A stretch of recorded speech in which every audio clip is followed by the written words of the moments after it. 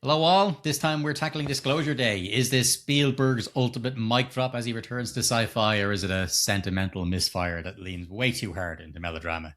Stick around to find out.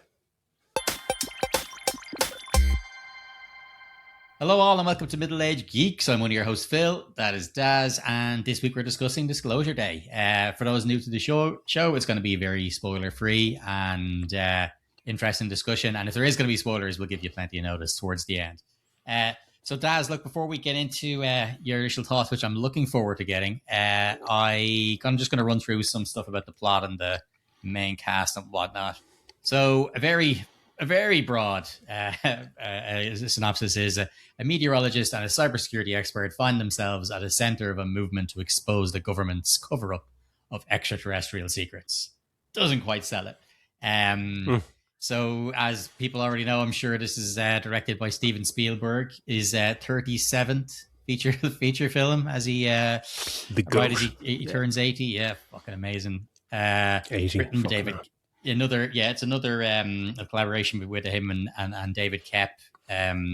So we know that he's like the screenwriter behind a bunch of stuff like Jurassic Park and War of the Worlds and Indiana Jones and the Crystal Skull. We skip over that one. And of course, they've been working together for decades. Cinematographer again, another long-term visual partner. That's what's it called? Janusz Kaminski. They've been working together since Schindler's List. And another one, John Williams, again, another longtime collaborator. So all the big guns are out for this one. It's got a cast that includes Emily Blunt, Josh O'Connor, Colin Firth, Eve Hewson, and Coleman Domingo. So I think, Daz, before we get into any more bits and pieces about it, I am interested to know, what are your thoughts before we get into the nitty-gritty? I really liked this. I didn't love it, but I did really like it. I thought it's very strong cast, and Emily Blunt is phenomenal in this movie. And just going to see a Spielberg movie when he's going back to his kind of sci-fi, sci-fi roots, but with Close Encounters and E.T. and then Minority Report and most recently Ready Player One. There's something when you're going to see Spielberg and when he's going back to sci-fi that makes you all kind of warm and tingly inside. And sometimes it can maybe you end up having more lofty thoughts and hopes for the movie, maybe sometimes, than what you get. But this movie, from Spielberg's point of view and directing point of view, I thought it was masterfully executed. Like, he's having a blast. I thought the movie was a nice kind of change to the modern CGI heavy blockbusters that we get, even though there is quite a fair bit of CGI, mostly good, some bad. In this, action set pieces were great. At times it was more cerebral kind of sci-fi drama, which I thought was great. But yeah, cinematography, that was outstanding. Kaminski and Spielberg, it's just amazing camera work and blocking and I kind of really liked it. There's a fair amount of stuff I didn't quite like, and a lot of that it comes down to the script, which we'll kind of get into. But and it did fly by. Like, for a 2.5 hour movie, I was never really bored. There was a couple of lulls, but I thought it was pretty solid. How about yourself? Yeah, same. Surprisingly, I really thought I was going to go in. I was going to be coming out of this go, oh, this was amazing. And there is a lot. I mean, there's a great, especially we'll get into it when we start talking about some of the shots are just incredible. But the for me, it was just a really enjoyable performances. Especially Emily Blunt, as you said. I know not a lot of summer blockbusters seem to be where we get our Oscar noms, but it would be great to see her get one, because I thought she was fantastic. Absolutely. Just like there's such a humor and a vulnerability as well to her role and stuff. I really, really liked it. And Josh O'Connor, great. And obviously wonderful to see Eve Hewson in a movie this big. Colin Firth playing a bad guy as well is always great to see. So there's enjoyable stuff in here, and I like that it's kind of harkens back to this, like 70s conspiracy thriller kind of thing, or like a really good X-Files episode, which is kind of a little bit what it feels like sometimes. Like, it's almost like an extended X-Files episode. But like, I don't know. I think maybe maybe I was hoping for something a little more in that vein, like stay with the conspiracy side of stuff. Give me something a little bit more, I don't know, harder sci-fi edge to it, if you know what I mean. I think it gets maybe a little bit too emotional, which is fine. I think that's kind of what I wanted, was a little bit more sci-fi heavy. Yeah. But like at the same time, it's great to see some of him touch on some of his older stuff. Like it does have, as I said, that X-Files kind of vibe to it. But still, you do still kind of get the like, not so much references, but like nods to the likes of ET and Close Encounters, which is great. But yeah, like it's a really good movie. It's a very much a Spielberg movie. You're watching it, you feel like you're in a Spielberg movie, and that is great. I think I was just maybe expecting something a little bit different, and I think that because of that, I think it becomes a little bit inconsistent. There's a kind of a like it's like an hour and 40. 145 minutes is the runtime or something. 2 hours 25 or something. 25, yeah. Yeah, and I think that sometimes because of the exposition and stuff like that, it can kind of that kind of the breathless kind of what's going on. It just slows down quite a bit. I think there's a bit of lag, but not overly so.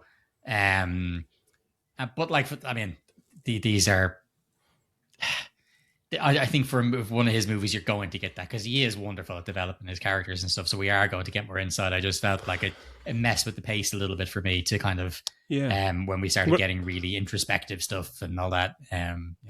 Yeah, I like on that note, it's what like script I think is probably the worst part of it, but it's by no means a bad script. But I love the way in movies like this, where even though it's such a long runtime, it starts straight into it. You know what I mean? You start and you're in Josh O'Connor's his character's story from the off, and you're just thrust into it and you're following away. So, and it's one of those, it's a script that kind of it's a welcome keep up with us now kind of script, rather than that hand holding plot baby feeding shite that we're normally used to. And I like that, where it just takes off and you're thrust into it. But it does kind of lose, not so much it loses a bit of focus, but it brings in kind of religious kind of aspects to it. And then there is the kind of central mystery, and the mystery is less about the action, like the title gives away the movie, kind of like disclosure day. Okay, he's going to disclose something. And then the trailer and everything, it says it's just all about, even the synopsis is about alien secrets. Okay, have a guess what that's going to be about. And the trailer gives it away, but then the mystery is more so, it's just Emily Blunt's character is the kind of mystery. Why is she acting like this and kind of making noises and talking, being able to see things and all this kind of stuff? That's kind of the mystery. But a lot of the time, there is the aspect of like, oh, it's the secrets, government secrets and stuff. And from that part, it didn't really work. I don't think that much, because the mystery is not quite there. You know what I mean? It's we know what's on the drives even before they're kind of showing that's where I think, well, maybe the start, the breath of the start that you get, I think then maybe betrays that a little bit in the middle, because we get that fast start. Then when you get into that part where it does get a little bit, introspective, when they go into hiding and stuff, that maybe because now it's explaining all that stuff that we kind of skipped at the past to get through. So that maybe that's why it feels a little bit uneven. There's a strange feeling in it where I kind of, normally you get it like in the second act, just before the lull before the kind of last act climax of a movie, especially kind of an action movie. I got that almost at the start after 15 minutes, because you're thrust in and it's really like, keep up, here we go. And with this Josh's character, and it's just like frenetic, like, all right, this is excellent. But then you get that lull that you probably normally get an hour and a half into a movie after about 15 minutes, when it kind of slows down. You're just like, okay. And it's just, the pace was just, I was well aware of the fact that I was in a movie, and I felt kind of jaded after 15 minutes, which felt weird. And then that kind of changed after that. But I don't know if that was the come down from all the jelly that I had during the trailers. That was, it just felt a bit uneven that way, the script wise. Yeah, I guess on that, like, I don't, because of the movie, like it is, I don't want to do any too heavy in the spoilers. So I think maybe we don't have to go too heavy into the script itself, and I mean, like you said, it's extraterrestrials and something being disclosed. You're already gonna know, but it is worth just seeing the stuff get revealed and how and why it does. But let's jump onto performances, because I know we've touched on Emily Blunt, who plays Margaret Fairchild. She's like a local meteorologist, and she has whatever her psychic awakening and all the rest of it. But like, people would see in the trailer the kind of click, click, click kind of talking and stuff like that, and just like, that's only just a small sample of just how fucking incredible she is. Tip of the iceberg. I think it's there's a lot of, because these are all new things happening to her, there's these bursts of levity almost to come from her, because there's such funny moments, the way she stops and talks to people, and some of them are beautiful and touching. Like there's one with the cop that's obviously she to get out of a ticket kind of thing, whatever. But then there's some of them where she talks to this girl at the station about stuff that's happening at home and all the rest, and some of that is genuinely touching as well. But like, it's great that it's able to break into the levity if things are getting a little too serious. So I loved her character as well as her performance. What did you think of her? Oh, she just absolutely blew me away. Like, she's an amazing actress anyway. Like, everyone loves Emily Blunt, and she's been in many, even like her repertoire and her filmography are fantastic. And she's no stranger to kind of summer blockbuster fare. But this is career best kind of by a mile. Like, just as you said, there's so much humor to the character, but there's dread. She sells the whole mystery and the panic as well. Like, there's a couple of scenes that are just, she's phenomenal in them. But she steals every scene that she's in, and she's asked to do a lot. I mean, for example, like in the trailer, there's a great action set piece involving a train, but then there's the scene straight after that on the train is a more dramatic scene, and that's the best scene in the movie, where it's just like kind of a panic attack or something, and it's unbelievable acting straight away. You just go, this is like, you're great, but this is really great. It reminded me of, like Christopher Nolan when he gave Cillian Murphy the role in Oppenheimer, where he's great. He's great in every movie, but then, and he was the main actor in movies, but then you get your career defining role, or the one that just puts you up to the top of the pops. Like, and this for her is that. It's just like Spielberg comes calling and puts you in his movie. Like, are you up to the task? And fuck me, is she up to the task? She's just brilliant, absolutely brilliant. Front runner for best performance of the year for me. And I think that what's great as well, especially in that scene, really hammered it home, the one you're talking about after the action heavy scene, is like, I thought there was such great chemistry between Josh O'Connor and Emily Blunt, but a lot of times that's reserved for romantic entanglement, whereas there isn't. There's none of that is there. It's just this closeness, because both of them are the only ones that are experiencing what's going on. And I just thought, like, obviously he's going from strength to strength right now. We've seen him. We did one of your favorites from last year, the Wake Up Dead Man. Oh, Wake Up Dead Man, yeah. And like, I mean, he's fantastic, and I think he moving away maybe a little bit from artsy roles like Challengers into something like this, which is like your summer blockbuster role, where he's like one of the main protagonists. But I thought, I thought there's a wonderful, again with him, vulnerability and also a grit and determination. I thought he was great as well. They're both a great choice, I thought. Absolutely. But I wanted to ask you about Coleman Domingo. What did you think of his performance? Because it's a bit more of an understated performance from what we're used to from him. I put them muted was the word I have on my notes. It's like a muted performance. I think that I would have liked to maybe have seen more of with him and Colin Firth, to know more about what happened. And I know that why they're leaving that mystery. There's so much of the movie is about mystery, and I get that. But I think that he's such a huge actor. We're talking again about an Oscar-nominated actor. He didn't win for Sing Street. No, he didn't. Multiple Oscar-nominated. Yeah, incredible actor. And I just felt that he was kind of a bit of a muted character. I get it. He was there to bring things together and explain stuff on the other side, and I get that. But it was just so minimalized that really you could have had that part could have been played by a lesser actor, I think, because it was for what depth they gave to him. I would have liked to have seen a bit more from him. He kind of serves as he's kind of a plot device, kind of connective tissue between it all. And the lack of depth of the character I just, echo exactly that. I just kind of wanted a bit more. I know what they're kind of trying to do, but and I felt that a little bit with kind of Josh as well. Like the movie wasn't exactly the kind of two-hander I expected it to be. It's more of Emily Blunt's kind of movie. I think Josh is amazing in this, but I think sometimes the plot seems to kind of just, it's flowing through him, and he's more, not so much plot device, but he gets a little bit of depth with his girlfriend and stuff. But I think he was great. But it's Emily Blunt's movie.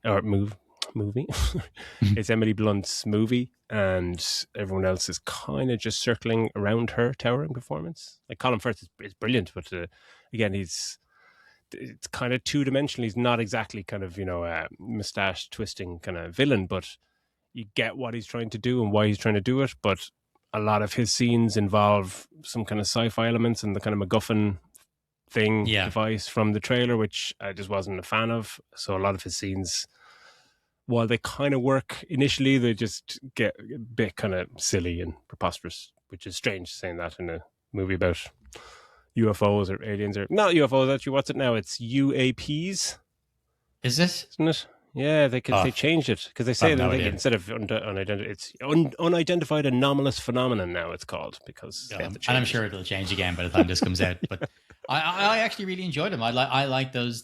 I found him quite, well, up until towards the end, I found quite menacing. That kind of there was parts where he's kind of at the table with her, where he's not actually at the table and stuff. That switch back between him and thing, and keeping that exact same tone and stuff, and this command that he has over absolutely everybody, over something most of the world has no idea about. And I really enjoyed him. I don't think I needed the mustache twirling thing. I like. I just like seeing him. I think in that kind of, what a prick role. I think I'd like to see more of it. But believing what he's trying to do. It's like he's not exactly a villain. He's just kind of like, I need to stop you. You've stolen stuff and I want it back. And that's a fair point. Like, I suppose then that we can move on a little bit with regards to the whatchamacallit, the acting performances. I would like to just talk about some of the shots, like how this was shot, because there's one particular shot that it's not near enough to the start with the car that drives into the house. That's in the trailer, you see it. But that entire thing is incredible, because so much of that on a different movie would have been a shot of it driving up, and then a shot from here, and a shot from here, and a shot from here. They just have the camera's just sitting inside the house, and then the whole thing happens in one big fucking long take. Like, and it's absolutely incredible. I loved it. I was like, it almost nearly felt out of place, because I'm so used to action scenes like that. We all are, where you see the explosion happen, and then you see it from over here, and then you see it from above, and then you see it from below. And this was just one big fucking, I absolutely loved it. I don't know how. That's Spielberg, isn't it? Like, it's just the confidence of doing it. It's just. Oh, absolutely. Like he's known for just, he doesn't write everything down or do overhead plans of his shots and stuff like that. He kind of gets to the set, the morning of or the night before or whatever, and just walks the scene, as he says it, and just comes up with the shots then and there. And it's always, he comes up with it's like this childish mind. It's like, what if we go from there to there to there to there to there, and any other director or budget or producer would say to somebody, fuck that. We can't do that. That'll take a day to do that one shot. But Spielberg does what he wants, and he knows he can do it, and he has a team who can do it.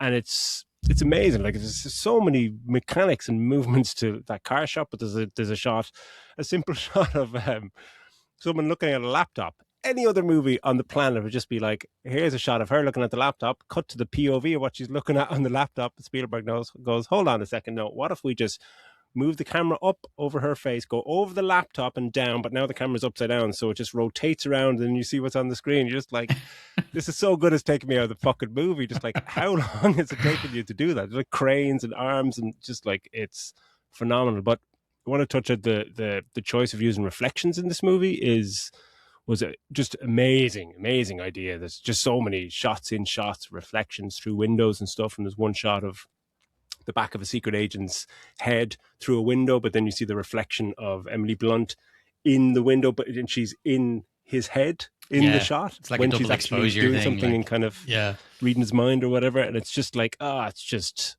phenomenal. It's just really, the movie's littered with them. Like, it's camera movement on show here is, like, the movie looks amazing, but the camera movement is on another level. Like, it's camera and composition mastery at its finest. Yeah, absolutely. Delicious. That's why I was like I said, you get the Spielberg feel. I think even if you weren't mad about movies like we were, but you've seen a bunch of Spielberg movies, you would feel it. You would know, and I know Spielberg has touched every piece of cinema that's out there at the moment, but like you feel it. You feel the event that is one of his movies when you're watching it. And there's one thing I wanted to mention was the effects, because for a Spielberg movie, relatively cheap when you consider he could command anything he wants. Whatever he would ask for, they would have given him. So like 115 million was the budget for this. So, so if we're talking last week, somewhere between 170 to 200 for Masters of the Universe, and this is 117. That's wild, isn't it? And like, I get like why, like for definitely for like a summer blockbuster epic, I think it's quite lean. But where my issue with it comes down is that because you go, that's great, it's capped, and that means they're kind of spending it more on the the kind of the revelations about stuff and the other bits and pieces, and that's great. But I just wish, and this is again like fucking what's it called, Battle Cat or Cringer over last week. I didn't like how the animals looked, and then I was kind of wondering, and I wanted to ask you this question: is that on purpose? Like, is it to make the animals seem uncanny? Like, I was like, because surely he knows that these animals don't look right. Like, and is it supposed to be for us? I was like, am I being too generous? You're being so kind there, like so kind. Maybe it's done on purpose. It's like people with the fourth Matrix. Oh, they meant it to be shit. Fuck off, man. Well, it's just because I couldn't get over it so much. I was starting to come up with ideas in my head. I was like, maybe it's to make them so uncanny that they look a little bit off, and that's why they look. Because I just couldn't get my head around why. Because if you could have asked for a bigger budget and got it, and would have got the money, like just like there's some shots, I think, later on when it's a memory of her, and it's in the trailer in the bedroom, and you see the kind of deer comes into the room, and the close up of the kind of deer's over the shoulder or over the antler or whatever looks decent enough, and it's up close, which should be the more tricky one. But there's a shot on a road of a fox in this, that I was like, what the fuck?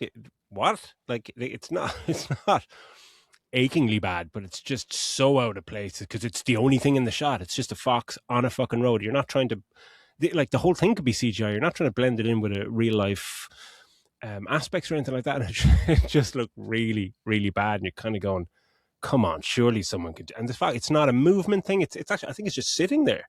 It's not, you could just, like our AI talk last week, it just like, I'm pretty sure I could enter a prompt and get a better looking fox than that in about 5 minutes.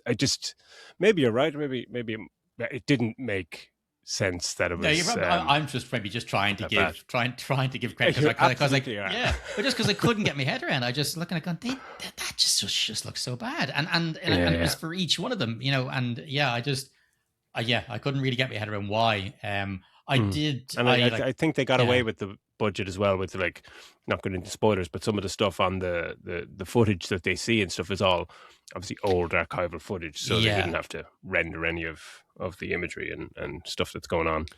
But without spoiling that, I loved all that stuff. Oh, that was amazing. Seeing people's reactions and stuff to it, and that was a really nice part of the movie.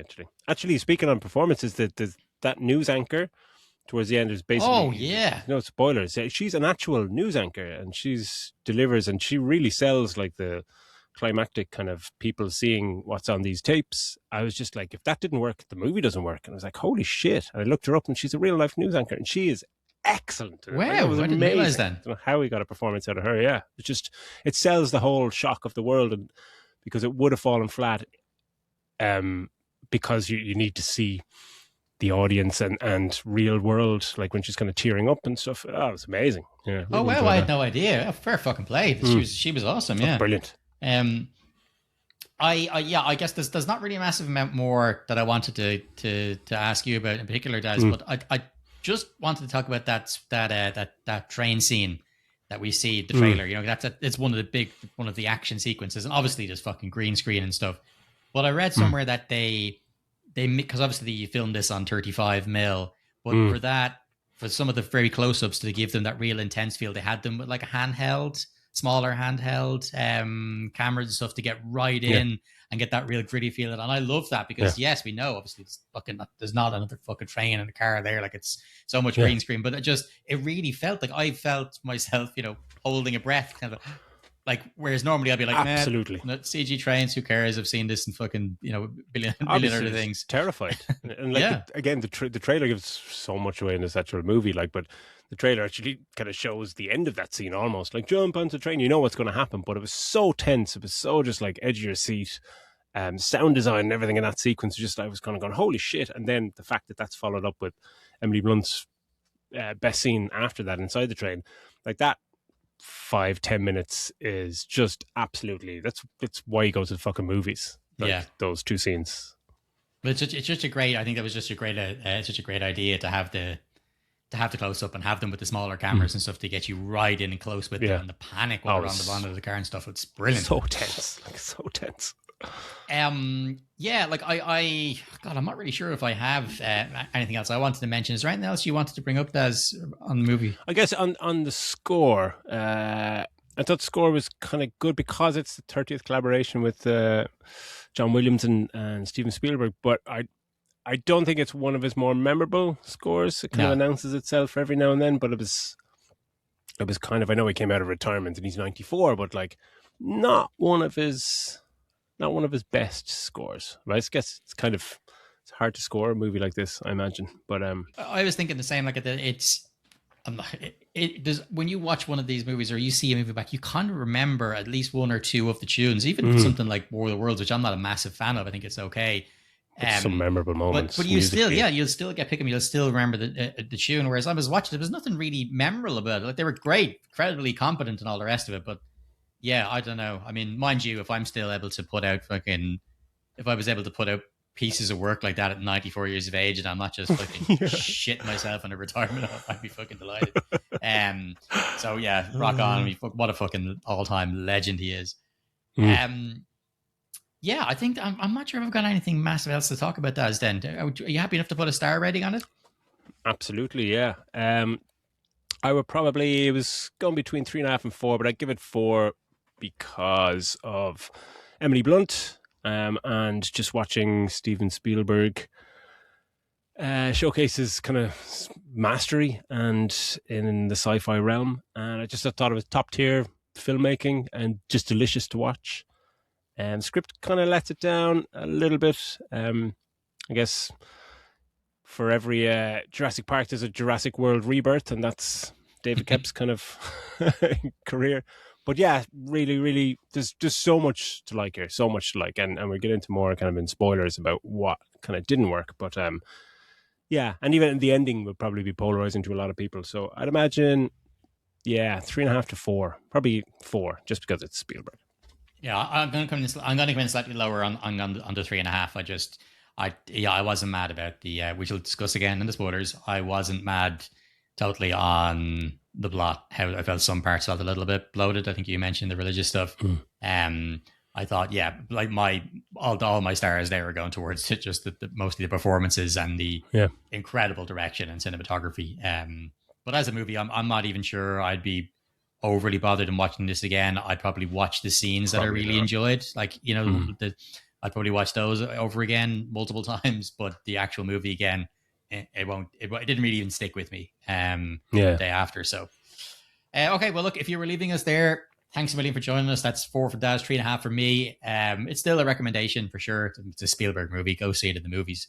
And keep on liking, subscribing, and all that stuff. And if you are hanging around, we're just going to have a quick chat about some spoilery stuff. So if you've already seen it or you don't really care, hang around. Like I did the whole big spoiler thing. Obviously, it's aliens. We know it's aliens. It's obviously aliens according to the thing. We see the fucking crop circle and all that shit in the trailer. But for all that, we barely get to see the goddamn alien. And like for an alien movie, I want to see more aliens. Like the alien at the end. And why is he so fucking tall when all the other aliens we've seen were tiny? But I don't know, is he just really old and stuff? And wait, like, what did you make of the ending itself? How it actually ended? Oh, I know it's the idea that it's leaving it open for the audience to decide. Like, no, I don't know. This is one of those ones where I would have preferred an actual ending. And I know, like, I know that's something I bitch at other people for. Like, just enjoy the mystery or make everyone think. No, Yeah, yeah. I was like, no, I think I wanted this wrapped up. I think I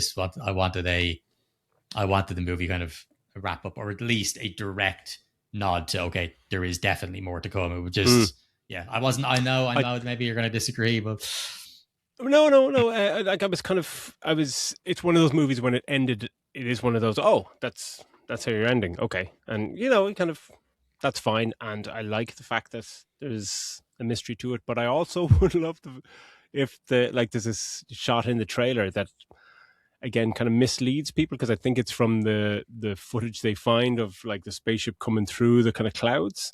yeah, And they're obviously just trying to sell a different type of movie there, but I would have loved something like that where she's just like, okay, and she starts talking, and then you just see a wide of a city and just fucking lights starting to come in, and you're going, oh, okay, they're coming, or something like that.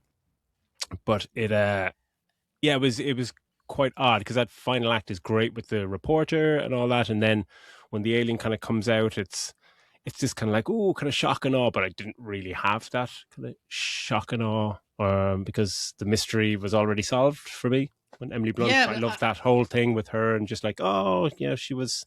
But again, you know the answer to her mystery, because in the final trailer they have the shot. I don't know why they put these in the fucking movie. They have the shot of her as a kid on the table when she's abducted, and the little hands coming up and holding her face, and they put that in the fucking trailer. It's just like, that's the only mystery of just what happened to her. Why is she talking with that? You're just like, well, I know that that's her. Like, for fuck's sake. I get that, but for me, I think as well, I think the feeling of wanting an ending was because I was so dissatisfied with Colin Firth's and his gang's ending of it. Like, they rush in and kill the power. Yeah, and once they think, he just sits down and they're like, "What? We can just stop her." They've been trying to kill people to keep this thing under wraps. They've literally been hunting both of them right there. So yes, it's just do it, and contain the whole thing. Exactly. If you killed both of them or blew up the building, if their secrets are this secret, which has been held for like whatever it is, 60, whatever it was, 70 years or something, they said, this is so important to the world that they believe the world is going to fall into chaos if this information gets out, then just nuke the building. Just drop a bomb and say a gas leak, or just do something and like Colin Firth's got a second in command guy. He's really like fucking. Oh yeah, he's with Colin Firth in this kind of like, he wants to do things. Colin Firth is just say, no, I'll take care of all the stuff throughout the whole movie. And then if you're that fucking ambitious and fucking you want the same thing Colin Firth wants, to stop this thing by any means necessary. When Colin Firth sits down, he's like, what are you doing? What are you doing? You just take fucking command. You just fucking shoot him in the head or whatever. He walks off in a strop like, he's lost his mind. Okay, I'm just going to take all my men and leave the building. It's like, what do you... No, that's nothing about that character lets you believe that that's something that he would actually do in that moment. It's like, we saw him chase alongside the train, shooting his hand, shooting a gun out the window to try and kill two people. Like, this guy is fucking nuts. He's a maniac. Yeah, so there's no way he just walks in. So maybe that's why I think I was a bit pissed off at the end. Yeah, just kind of meandered a bit, but what did you think about the whole MacGuffin? Like, it's the one thing I was worried about it in the movie when you have Colin Firth, and it's like, all right. And again, they show it all in the trailer, even the first trailer, which is supposed to be a teaser, and it's just, you see him holding the little kind of alien device, moves his hand, and then you see it cuts to a shot of the fucking Josh's girlfriend, and she's moving her hand as well, and so you just kind of, there's no mystery there. It's like, okay, you can use that to kind of control her. So he's probably entering people's minds to control them, blah, blah, blah. How the fuck did he learn how to do this? Don't care. Doesn't matter.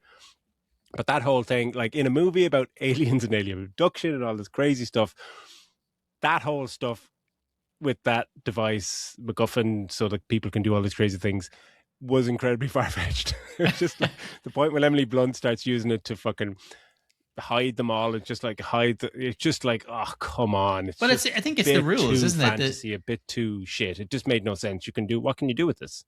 I think, yeah, because they've kept it quite, I'm going to say grounded, but they've kept it quite, it is this fucking the 70s kind of espionage and spy thriller kind of, so they've kept that in there, and how they've managed to keep everything secret, and that they've used some of this technology to, to forward how well our world has advanced now, and blah, blah, blah. Yeah. And we've seen that mentioned in other movies as well. But the rules around this thing, because how did they figure out that this thing lets you, as they call it, drop in like me using the Alexa People from- upstairs, yeah. drop into the Alexa downstairs. Like how does it? Even if they figured it out by accident, how do they figure out only one dude is allowed to use it, the rest of them don't touch it? And when one guy does use it, he automatically, without doing anything, turns invisible, and then he drops it and he becomes visible again. So it's like, well, you don't have to be thinking certain things because she's able to make the whole place turn invisible when she holds it. So is it that she can turn on the power in the studio as well? But it's just loads. It just does loads of different things. It's like a magic wand. Like that's essentially exactly what it is. Yeah, and they say in the movie, it's not a magic wand. I think they literally say that, and it is a magic wand because people are magic when they fucking touch it, and it does loads of different things. It's not just, oh my god, this when you hold this, it does something, and so maybe that might have been all right, but then it's just it can do too many things. It's like the master key for a plot device, and I really was not a fan of that. But like there's so much like at the end as well. I think this movie, you touched on it, that it's such a kind of nostalgic kind of feel to it in the way it's set up and the story and all that.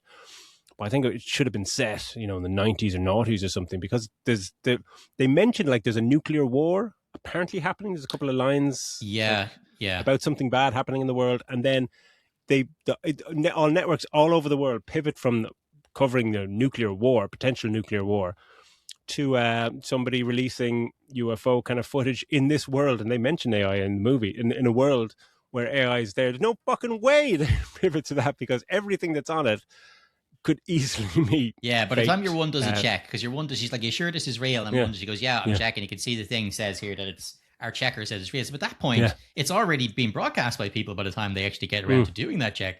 There's just no way that would have to happen. And and I didn't really, the religious aspect, they kind of touch on it, and there's a bit of it that's interesting. It's just like, oh, how would religions react, if suddenly there are aliens and divine, and we're not the divine creation. They kind of touch on that, and then they lean into the Christianity part, and like, oh, we'd be okay with it because blah, blah, blah. And no other religion is mentioned. It's either you do that and you go in, you dive into that, or you just fucking take it out of the movie. It's another one where you're kind of going, we'll stick that in just to reference that. And it's pointless, like, unless you're going to properly go head first into it. Because, a bit kind of surface level, but... Lots of. I'm just talking myself into a 3.5 star. All right, now I think we'll call it there. That's enough spoilers. So, look, again, just to reiterate, keep on liking, subscribing, all that. Thanks a million for watching, as always. I think we've got a pretty good run as the weeks come on. I think we're gonna actually have to be choosing between movies, I think, unless we can crank out a few shows a week, because there's some great stuff coming up. So look, thanks. Keep on liking, subscribing, all that good stuff, and we will see you on the next one. Bye bye. Take it easy.